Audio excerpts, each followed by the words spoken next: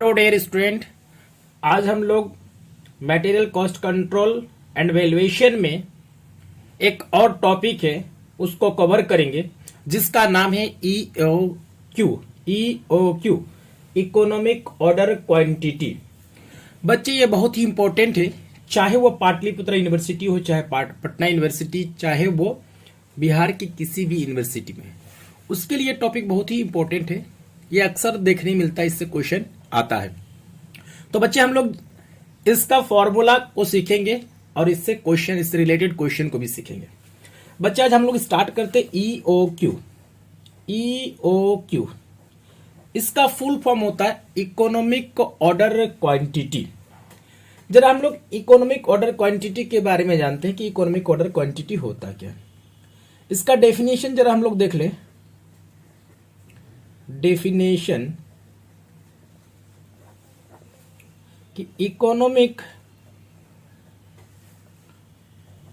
Order quantity is the quantity to be order to the suppliers at which sum of is minimum. Sum of minimum means total ordering cost and total carrying cost is minimum. तो economic order quantity is that quantity to be order to the suppliers at which sum of is minimum. Economic order quantity वो क्वांटिटी जहां पर total ordering cost और total carrying cost आपस में बराबर हो। मीन्स एक ऑर्डर में कितने नंबर ऑफ यूनिट्स का ऑर्डर दे कि टोटल कॉस्ट में सबसे कम हो जाए। एक ऑर्डर में कितने नंबर ऑफ यूनिट्स का ऑर्डर दे कि टोटल कॉस्ट सबसे कम हो जाए। इसी को हम लोग कहते हैं इकोनॉमिक ऑर्डर क्वांटिटी। जरा हम लोग इसको एक एग्जाम्पल के थ्रू समझेंगे कि ईओक्यू क्या होता है और कैसे एक बढ़ता है और कैसे एक घटता है और हमें किस प्लेस पे ऑर्डर करना है। जरा समझेंगे बच्चे एक एग्जाम्पल के लिए। एक कंपनी जो बहुत बड़ी कंपनी होगी, लार्ज स्केल में काम करती है, तो बड़ी बड़ी कंपनी जो होती है वो टेंडर नोटिस जारी करती है अपने वो गुड्स को परचेज करने के लिए। तो एक कंपनी को साल भर में कितने लाख केजी मटेरियल की नीड्स है? 12 लाख केजी मटेरियल्स की नीड है। कितने लाख केजी की मटेरियल्स नीड्स है? 12 लाख केजी मटेरियल्स की नीड है और 12 लाख केजी पर एनम चाहिए और उसका रेट है 10 रुपया पर केजी। कितना है? 10 रुपया पर केजी। अब जरा समझेंगे बच्चे कि इस 12 लाख केजी मटेरियल को वो कैसे कैसे ऑर्डर प्लेस कर सकता है। लेकिन बच्चे आपको ये जरा ध्यान देना है कि ये 12 लाख केजी मटेरियल में दो तरीके का कॉस्ट इन्वॉल्व होता है। दो तरीके का कॉस्ट, जब भी आप 12 लाख केजी मटेरियल को ऑर्डर प्लेस करेंगे, जब ऑर्डर प्लेस करेंगे तो इसमें दो तरीके का कॉस्ट इन्वॉल्व होगा। एक तो परचेज कॉस्ट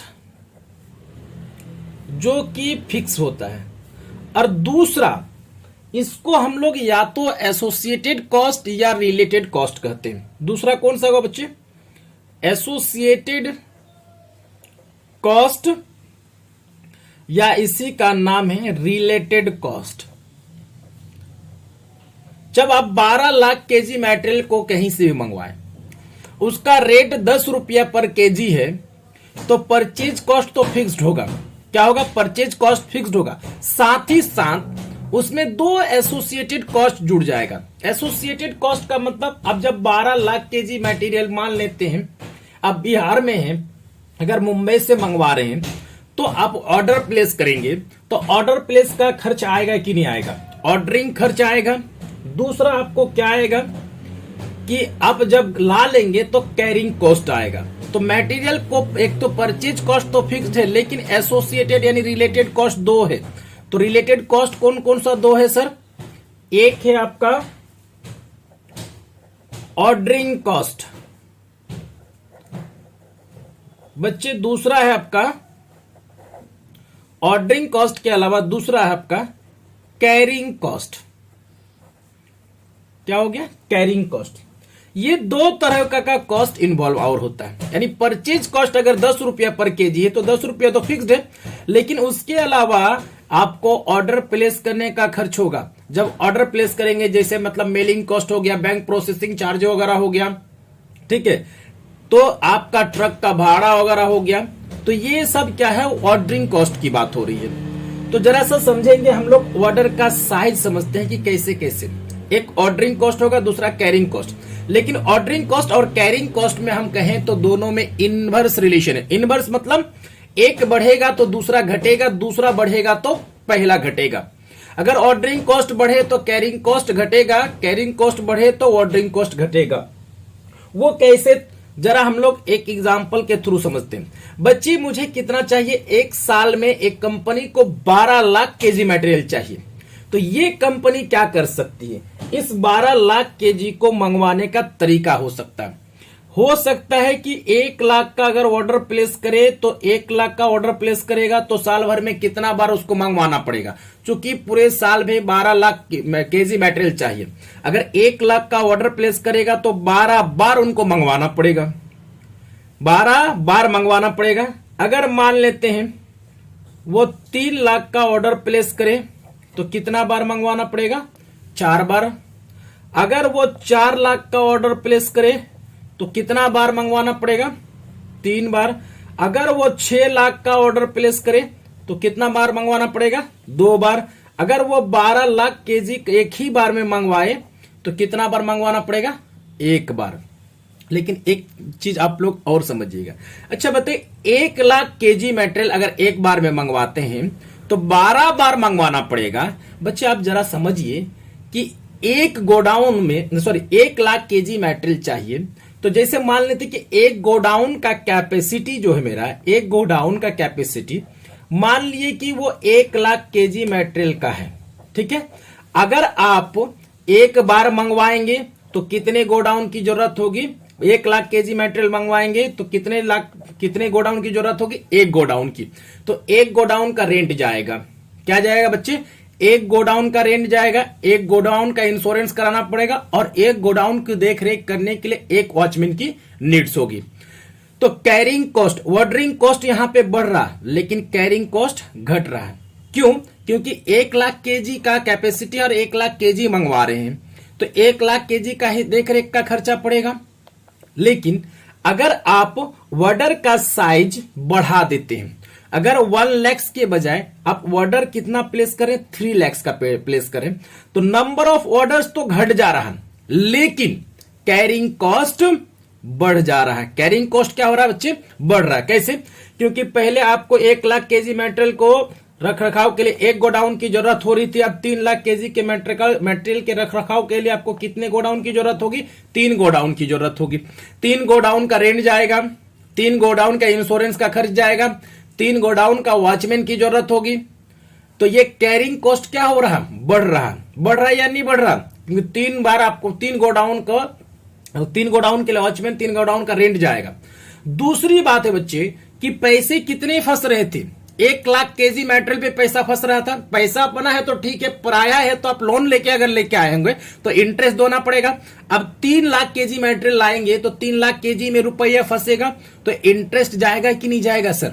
तो इसका मतलब आपको पता चल रहा है कि अगर ऑर्डर का साइज, ठीक है, जैसे जैसे बढ़ा रहे हैं वैसे वैसे कैरिंग कॉस्ट बढ़ रहा है। यानी अगर ऑर्डरिंग कॉस्ट बढ़े तो कैरिंग कॉस्ट क्या हो रहा है? घट रहा है। लेकिन अगर कैरिंग कॉस्ट बढ़ रहा है तो ऑर्डरिंग कॉस्ट क्या हो रहा है? घट रहा है। अब फिर ऑर्डर का साइज अगर 4 लाख के कर दे तो ऑर्डर कितने बार प्लेस करना पड़ेगा? 3 बार। तो आपको 3 बार क्या करना पड़ेगा? बैंक प्रोसेसिंग चार्ज लगेगा, मेलिंग कॉस्ट लगेगा, 3 बार ट्रक का, रेलवे का भाड़ा लगेगा।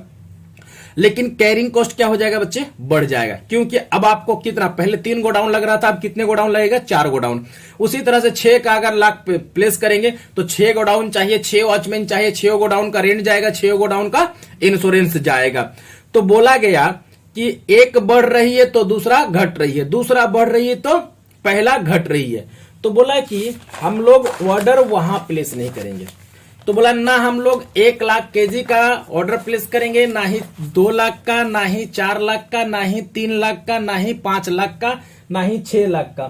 तो बोला कि हम लोग ऑर्डर वहां पे प्लेस करेंगे, ऑर्डर वहां प्लेस करेंगे जहां पर, बोला कि ऑर्डर वहां पे प्लेस करेंगे जहां पर टोटल ऑर्डरिंग कॉस्ट, ठीक है, TOC हम लोग कहें इसको, total ordering cost, total carrying cost, total ordering cost and total carrying cost आपस में बराबर हो। टोटल ऑर्डरिंग कॉस्ट और टोटल कैरिंग कॉस्ट यानी TOC और TCC आपस में जहां बराबर है तो वहां पे हम लोग ऑर्डर का प्लेस करेंगे। क्या बोला कि जहां पर टोटल ऑर्डरिंग कॉस्ट और टोटल कैरिंग कॉस्ट आपस में इक्वल होगा उस प्लेस पे हम लोग ऑर्डर का प्लेस करेंगे। उसी प्लेस को हम लोग क्या कहते हैं, EOQ। जरा यहां पे थोड़ा सा ग्राफ में समझ जाते हैं कि जैसे ये है चीजें, तो आपका ये आया और यहां से ये गया, इसको हम लोग होल्डिंग कॉस्ट या इसको हम लोग कहते हैं कैरिंग कॉस्ट। क्या कहते हैं बच्चे, कैरिंग कॉस्ट। और इसको हम लोग कहते हैं ऑर्डरिंग कॉस्ट। तो बोलता है कि ऑर्डर का साइज वहां पे हम लोग प्लेस करेंगे जहां पर होल्डिंग कॉस्ट और ऑर्डरिंग कॉस्ट आपस में क्या हो, इक्वल हो। उस प्लेस को हम लोग क्या कहते हैं बच्चे, EOQ। क्या कहते हैं, जहां पर टोटल ऑर्डरिंग कॉस्ट और टोटल कैरिंग कॉस्ट आपस में इक्वल होता है उसको हम लोग क्या कहते हैं, EOQ। तो जरा समझेंगे टोटल ऑर्डरिंग कॉस्ट और टोटल कैरिंग कॉस्ट निकलता कैसे है। Total ordering cost equal to total carrying cost. तो टोटल ऑर्डरिंग कॉस्ट का मतलब कि एक साल में आपको पूरा कितना चाहिए सर, 12 लाख केजी। तो उसको हम लोग क्या कहते हैं, एनुअल कंजम्पशन। अगर ऑर्डर का साइज आपका 1 लाख होगा तो कितने बार मंगवाना पड़ेगा बच्चे, तो 12 लाख केजी को 1 लाख से डिवाइड करेंगे तो आपका 12 बार मंगवाना पड़ेगा। और एक ऑर्डर का जो कॉस्ट पड़ता है उससे अगर हम लोग मल्टीप्लाई कर देंगे तो टोटल ऑर्डरिंग कॉस्ट नहीं आएगा बच्चे। जरा ध्यान दें कि एक साल में, पूरे साल भर में आपको मटेरियल कितना चाहिए बच्चे, तो उसको हम लोग कहते हैं एनुअल कंजम्पशन। और डिवाइडेड बाय सर ऑर्डर का साइज। ऑर्डर का साइज का मतलब आप जितना ऑर्डर प्लेस करते हैं वो ऑर्डर का साइज से डिवाइड करना पड़ेगा। Means number of units placed one single order. क्या होगा, number of units placed one single order, जिसको हम लोग कहते हैं EOQ। क्या कहते हैं बच्चे, EOQ। क्या कहते हैं, EOQ इनटू क्या हो जाएगा कि sir OC, ordering cost per unit. क्या हो जाएगा, ordering cost per unit per order. क्या हो जाएगा, ordering cost per unit per, sorry, ordering cost per order. अब वहां पे total carrying cost equal to, तो जरा सा आप समझिएगा सर, टोटल कैरिंग कॉस्ट का मतलब क्या होता है। जैसे मान लेते 12 लाख केजी मटेरियल को ला लिए, तो 12 लाख केजी मटेरियल को लाए हैं, तो जरा सा बताइए, एक एग्जांपल, मैं पेन का ही एग्जांपल लेता हूं। मेरे पास समझिए कि हम एक साल में 12 पेन का यूज करते हैं। कितने पेन का यूज करते हैं, 12 पेन का यूज करते हैं। जब 12 पेन का यूज करेंगे तो 12 पेन को हम ला लिए खरीद के। 12 पेन को खरीद के लाने के बाद हम अपने गोडाउन पे रख दिए। तो ये पहला पेन पहला महीना यूज हुआ, तो पहले महीना जब यूज हुआ तो पहला पेन का कैरिंग कॉस्ट कितने महीने का लगा होगा, 1 महीने का। इसका इंश्योरेंस का, गोडाउन का रेंट 1 ही महीने का। दूसरा पेन हम उसमें से निकाल लिए तो 2 महीना, दूसरा पेन दूसरा महीना में खत्म, तो उसमें 2 महीने का क्या आता है, कैरिंग कॉस्ट का खर्चा रहा। तीसरा पेन इसी तरह से निकाले तो 3 महीना वो गोडाउन पे रहा, तो 3 महीने का उस पर खर्चा आया। चौथा पेन निकाले तो 4 महीने उस पर कैरिंग कॉस्ट आया। इसी तरह से 5वां पेन में 5 महीने का कैरिंग कॉस्ट, छठा पेन में 6 महीने का, और अंत में जो लास्ट वाला पेन बचा वो 12 महीने का खर्च पड़ा होगा। तो बच्चे जरा समझिएगा कि आपको क्या है कि कहा गया कि एक पेन तो 1 महीना, दूसरा पेन 2 महीना, तीसरा पेन 3 महीना, अंत वाला 12 महीना। तो अब बताइए क्या कहेंगे यहाँ पे, कैरिंग कॉस्ट कैसे आप डिटरमाइन करेंगे? क्या 12 महीना लेंगे कि 1 महीना लेंगे कि 4 महीना लेंगे? तो बोलता ना 12 लेंगे, ना 4 लेंगे, ना 3 लेंगे, ना 2 लेंगे। क्या लेंगे सर? एवरेज लेंगे। क्या लेंगे? एवरेज। तो एवरेज का मतलब 12 महीने का आधा। तो क्या हो जाएगा?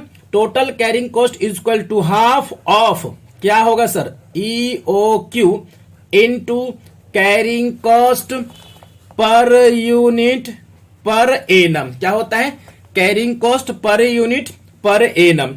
जरा बच्चे ध्यान दीजिएगा, अब हम लोग क्या कर सकते हैं, इसको क्रॉस मल्टीप्लाई कर सकते हैं, या फिर पहले इसको कर लीजिए कि AC into OC divided by EOQ is equal to 1/2 into EOQ into CC, carrying cost per unit per annum.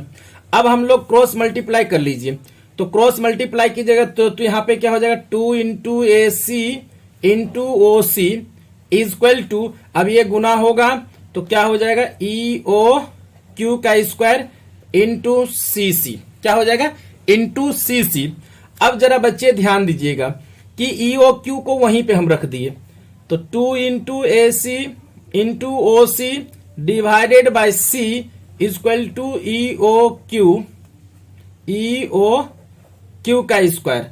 अब फिर बच्चे जरा ध्यान देंगे, स्क्वायर को हम लोग क्या करेंगे? इधर लाके इस पे चढ़ा दें, तो आपका रूट में क्या हो जाएगा? 2 into AC into OC by बाय CC is equal to EOQ। यानी हम लोग कह सकते EOQ is equal to root under 2 into AC into OC divided by C। इसको हम लोग अब इसमें शॉर्ट में कैसे लिखें कि EOQ is equal to root under 2A। Annual consumption को हम लोग A लिख दिए AC, और ऑर्डरिंग कॉस्ट को क्या लिख दे? O। ऑर्डरिंग कॉस्ट को क्या लिख दे बच्चे? O, और कैरिंग कॉस्ट को क्या लिख दिए? C। हमारा ये फॉर्मूला आ गया।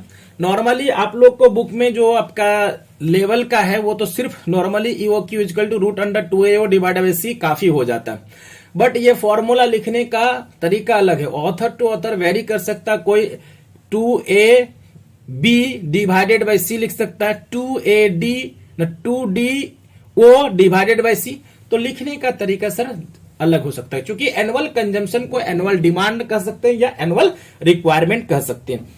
तो हम लोग EOQ जब लिखे तो वेयर करके लिखेंगे कि EOQ इज इक्वल टू क्या होता है? EOQ is equal to economic order quantity to it is constant figure. क्या हो गया? It is constant figure. 2 का मतलब एनुअल, 2 का मतलब होता है एनुअल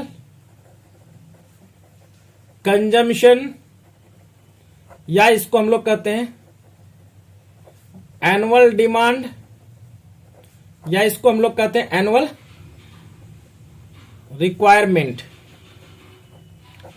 इसी के नाम से जाना जाता है। नेक्स्ट है आपका ये है एनुअल कंजम्पशन या एनुअल रिक्वायरमेंट या एनुअल डिमांड। वो का मतलब ordering cost, ordering cost per order, ordering cost per order, और C का मतलब carrying cost per unit per annum. C का मीन्स क्या होता है? Carrying cost per unit per annum. ये आपका होता है EOQ का फॉर्मूला। लेकिन एक चीज हम आपको बताते हैं, ऑर्डरिंग कॉस्ट क्या होता है, कि ordering cost it is the cost of placing an order, ठीक है, सिक्योरिंग द सप्लाईज, ये आपका होता है। अब हम लोग कुछ चीज इसमें समझेंगे कि ऑर्डरिंग कॉस्ट को किस किस नाम से जाना जाता है और कैरिंग कॉस्ट को भी किस किस नाम से जाना जाता है। तो ऑर्डरिंग कॉस्ट को कैसे कैसे लिखा जा सकता है? Ordering cost, it is the cost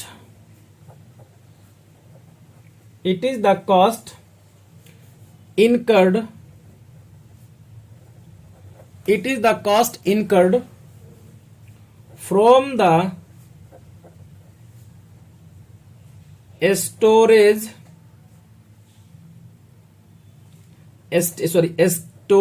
stages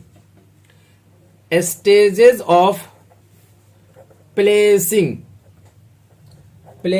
of order to the stage of final raw material comes to the store. Ordering cost क्या होता है कि रॉ मेटेरियल को मंगवा मतलब प्लेस करने से लेकर आने तक में जो भी खर्चे होते हैं वो ऑर्डरिंग कॉस्ट कहलाता है। It is the cost incur from the stage of placing of an order, एक ऑर्डर को प्लेस करने से लेकर to the stages of final raw material comes to the store. ठीक है, कि एक ऑर्डर को प्लेस करने से लेकर, ठीक है, रॉ मेटेरियल को घर तक यानी स्टोर तक आने में जो भी खर्चे होते हैं वो हम लोग क्या कहते हैं, ऑर्डरिंग कॉस्ट कहते हैं। ठीक है, it is the cost incurred from the stage of placing an order to the stage of final raw material comes to the store. Store तक आने में जो भी खर्चे होते हैं उसको हम लोग क्या कहते हैं, ऑर्डरिंग कॉस्ट कहते हैं। जैसे आपका क्या क्या हो सकता है, जरा ध्यान देंगे। हो सकता प्लेसिंग ऑर्डर, क्या हो गया, प्लेसिंग ऑर्डर का खर्च हो गया, जैसे ऑर्डर प्लेस करेंगे उसका खर्च। उसके बाद आपका कैरेज,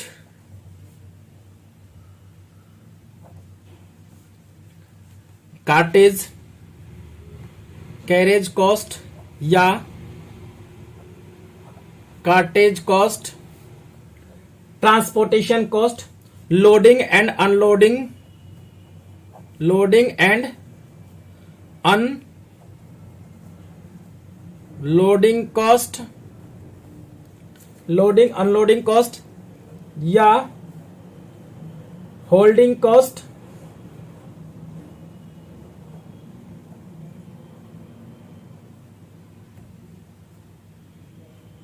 होल्डिंग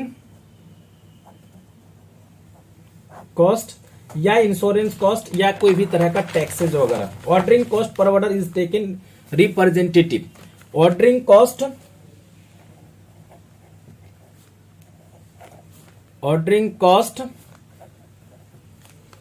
पर order, ordering cost per order is taken, it is represented by,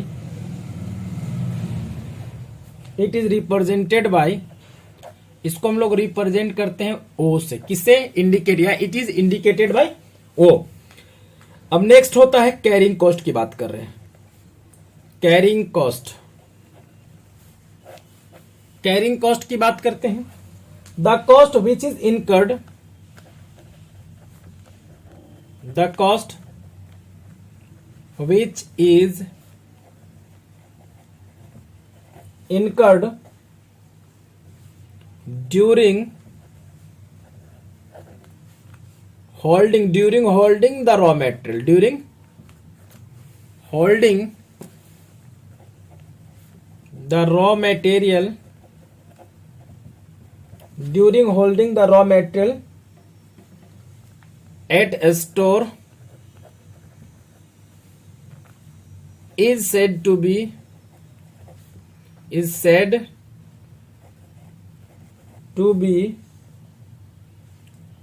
carrying cost,